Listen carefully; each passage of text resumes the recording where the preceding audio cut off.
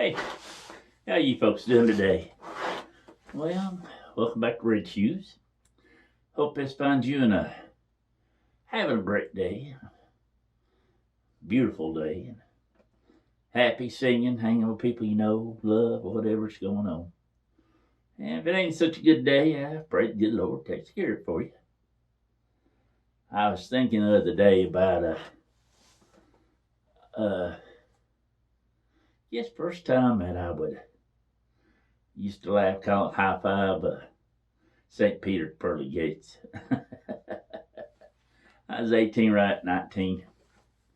Fixed turn 19, whatever. Worked in a factory here in town, and then we farmed also tobacco, hay, cattle.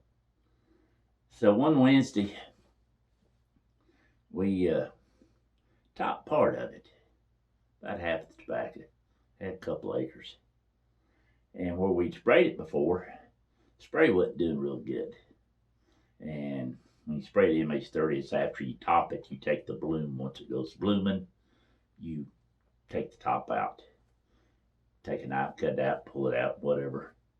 There'll be little suckers between the leaves and the stalk, which is more or less a second growth. You don't need that in there. It takes away from your prime leaves, the money leaves, what you're going to sell. And it wasn't working. The spray wasn't doing good. We used a boom, which you put on back of a tractor and has a long metal pole sticks out above the tobacco. We had a large spray head out there. I think it covered 30 foot at a time, I think. So what we decided to do, we'd run the hose out there and just drop a regular spray wand down. And so I wouldn't have to carry a backpack or nothing. Dad just drive backwards and forwards beside the tobacco. I could walk between the tobacco rows and spray. And like I said, this is like a Wednesday evening, whatever. And we sprayed that part of the back we needed done. And from that barrel we'd used and stuff, anyway, had a 55-gallon barrel on it. We get done, we had some calves in a stable at one of our barns. I had to carry water over. And it's like 2 5-gallon buckets to carry at a time. And I noticed I had to set them down a couple of times. And this is in July, it's hot, sweating, whatever. Well, maybe I've just, done too much or whatever, how it is. And got back to my car. And Dad's like, and I was swapping clothes. I was taking, about like I am now, jeans, t-shirt, whatever, boots. I was pulling them off because there'd been a little hole up there in that line across, and it was misting me the whole time we sprayed. Which, felt sort of good because come out of the spring, it's cold water and hot. But, shit thought about all the chemicals in it. Anyway, I got soaked in, so I was stripping them off. Had a pair of short pants and stuff with me, throw them on. Dad's like, well, need to get home, get that washed off of it. I'm like, okay. So it's 5 miles from the farm up to the house. And I start to the house, and my mind was clear, thinking whatever. But there's a couple of places up there you gotta turn across several railroad tracks and go up there and then sort of harder left, cross back over them. Well, when I got to them, I couldn't grip the steering wheel. So I laid my hands over the steering wheel, sort of pushed on it, and just fell over in the seat. And finally got up to our house in town and pulled in the driveway. And I probably sit there 15 minutes before I get enough strength to get in the house.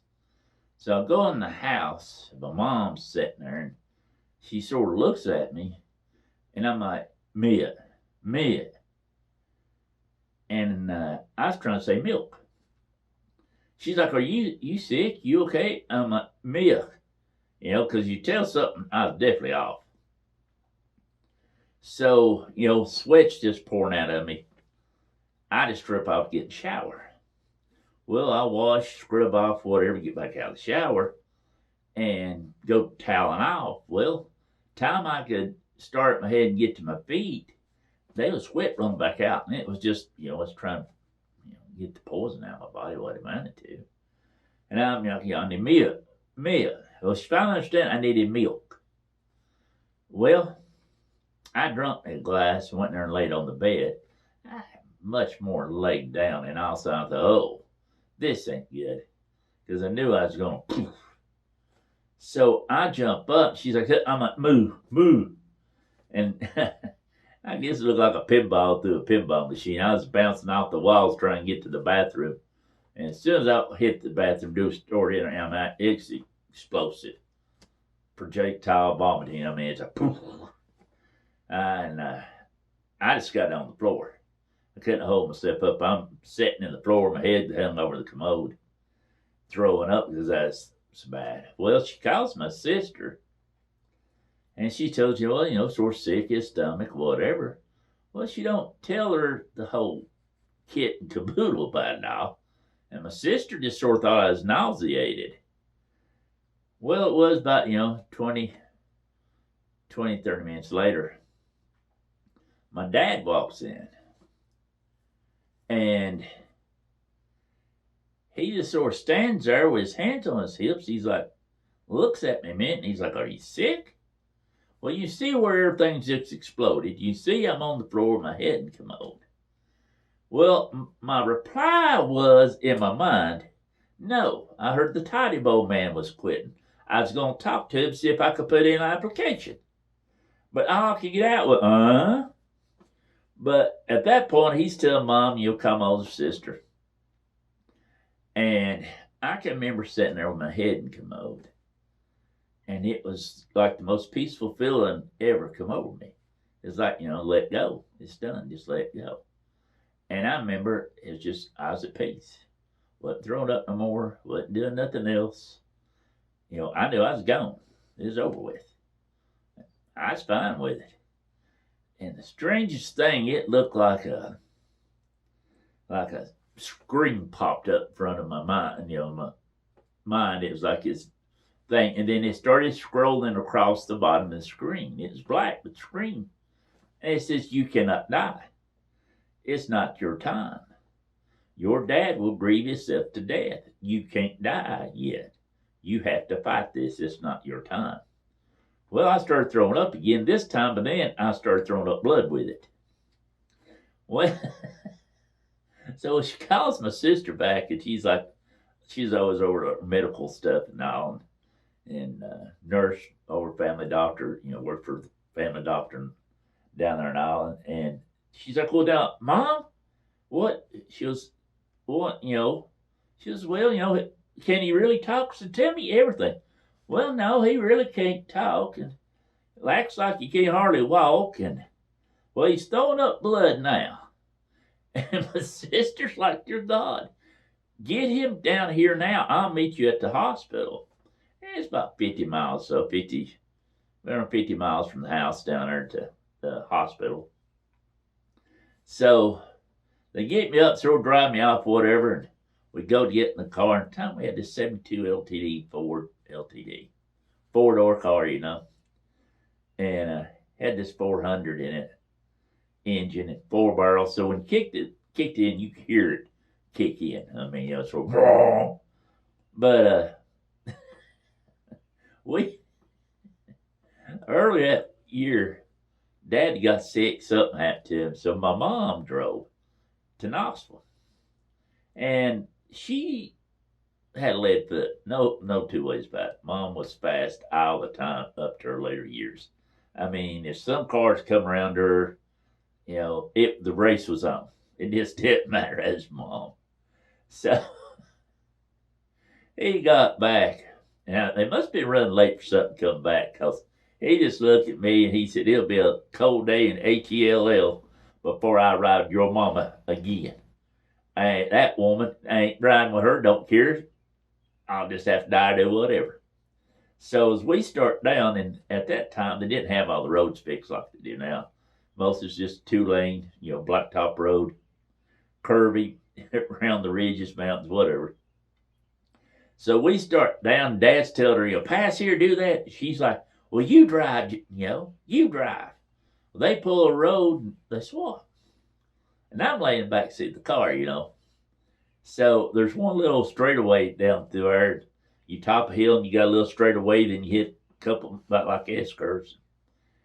And I feel him kick out the pass. My mom's like, no, you ain't gonna make it, you ain't gonna make it. And I hear the 4-barrel kick in, and I feel it swerve over because he about hit a tractor trailer from all indications. Mama's a hollering at him, still slow down.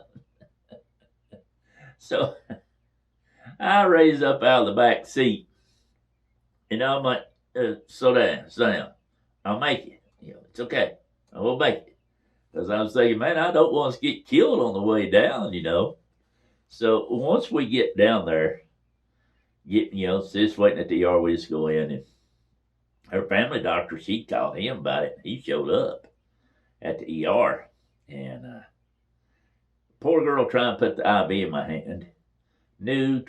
She said, you want to watch him? Oh, well, yeah, go ahead. No big deal.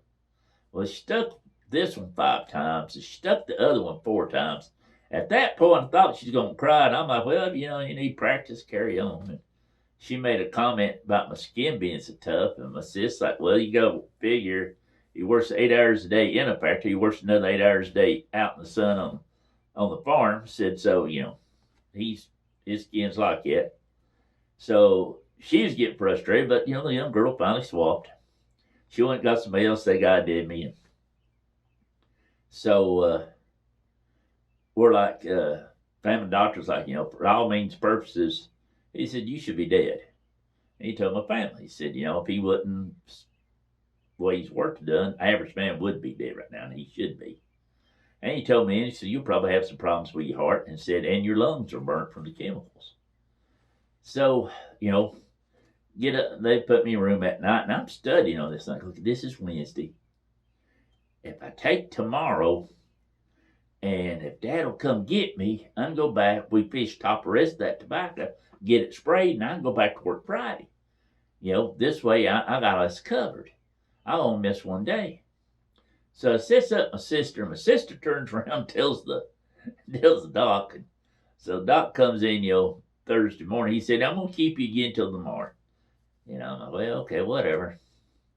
So, and my mom, Wednesday night, we sitting there. She's like, well, something about staying. I'm like, why? I said, 18 years old, man, full grown. I stay by myself.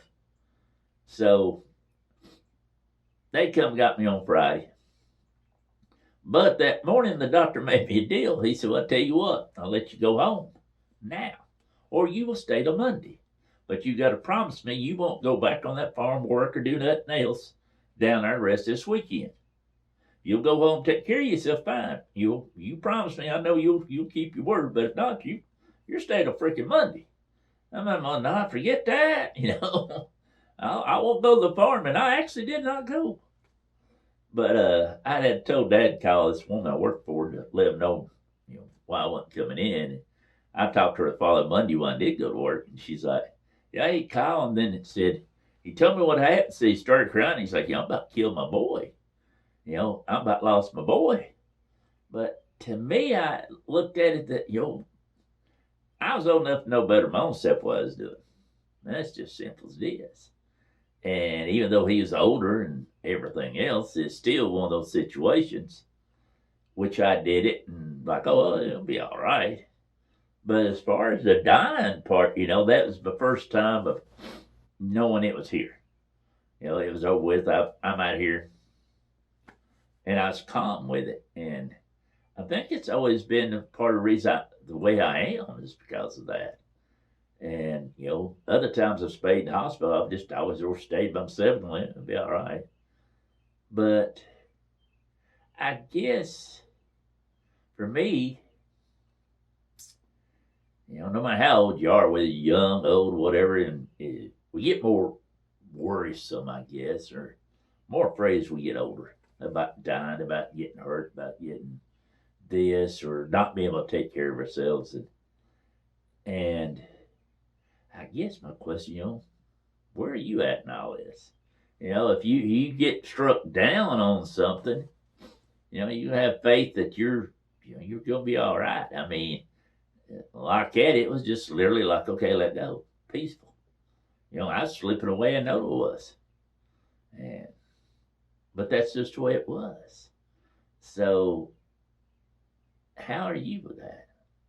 Do you feel like that? Do you think that, if you come, made peace, and repented and talked to the good Lord, and are you at peace with yourself, something happens to you? Like I always say, Mom and Daddy can't save you. And nobody, doctors can't save you when that flat line hits. Where are you at in all this? How you feel about it? But yeah, that was the first time I high five with the angel, St. Pete, I guess. He's like, now you gotta go back, boy. You got stuff to do. You got chores to do. That's what I like to say. I still got chores to do. But anyway, I hope you enjoyed it. Hope you smile and laugh. And, if you don't know, if you ain't sure, go talk to the good Lord about it. I'm sure he'd help you find the answer to that. Because definitely, like, if you're watching this, I'd like to see y'all again after my time's up or your time's up or however it goes.